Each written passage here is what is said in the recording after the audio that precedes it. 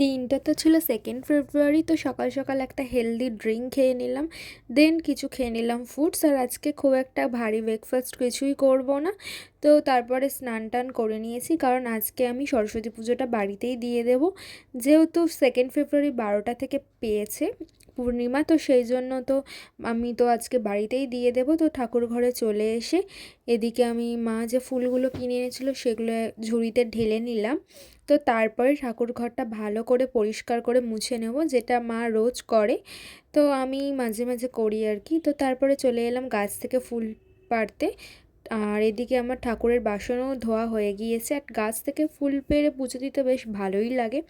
তো চলো এবারে পুজো শুরু করা যাক। তো প্রথমেই আমি যতগুলো শিব ঠাকুর ছিল সবাইকে স্নান করিয়ে নিলাম। তো তারপর এখন বসবো ফল কাটতে। আর চলো ফল কাটতে কাটতে তোমাদের সাথে আমার ছোটোবেলার কিছু কথা শেয়ার করি। তো ছোটোবেলায় তখন আমার ঠাকুর ঘর ছিল না, তো আমি ভীষণই ঠাকুর ভক্ত ছিলাম। আর যেখানেই যেতাম, মেলা হোক বা কোনো জায়গায় বেড়াতে যেতে হোক, সেখান থেকে আমি কিন্তু ঠাকুর কিনতাম। আর আমার ঠাকুর ঘরে অর্ধেক ঠাকুরই আমারই কেনা সেই ছোটোবেলায়। পুরনো ঠাকুর এখনও রয়েছে, আর ঠাকুরের থালা বাসন জিনিসপত্র এইসবই কিনতাম। তখন ঠাকুর ঘর ছিল না, তো তারপর বাবাকে বলাই, বাবা আমাকে এই সুন্দর মতো ঠাকুর ঘরটা করে দিয়েছে। কিন্তু এখন আমি পুজো দিই না, মাই দেয়। আর এই যে সরস্বতী ঠাকুরটা দেখছো, এটা কিন্তু প্রায় আজ থেকে 10 বছর আগেকার পুরনো, আমিই কিনেছিলাম। তো পুরনো ঠাকুর, তো সেটাকে রেখেই দিয়েছি, নষ্ট হয়ে গেছে।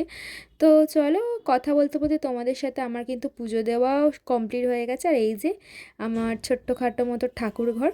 আর যেহেতু আজকে নিরামিষ, আমার বাড়িতে হয়েছে চিকেন।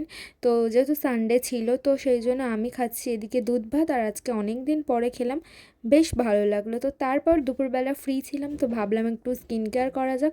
তো করে নিলাম একটু স্কিন কেয়ার। আর বিকেলে বেরোলাম একটু শপিংয়ের জন্য। তো যেহেতু পরদিন সরস্বতী পুজো, তো আমি নিজের জন্য কিছু না, কিছু কেনাকাটা ছিল সেই জন্যই বেরিয়েছিলাম। তো তারপর বাড়ি আসার সময় খেলাম এই ভেজ প্যাটিসগুলো, যেগুলো খেতে ভীষণই সুন্দর। আমি এর আগেও অনেকবার খেয়েছি, আমার তো খুব ভালো লাগে। তো তারপর ডিনারটা করলাম নিরামিষ খিচুড়ি আর মটরের তরকারি দিয়ে, ওটাও নিরামিষ ছিল।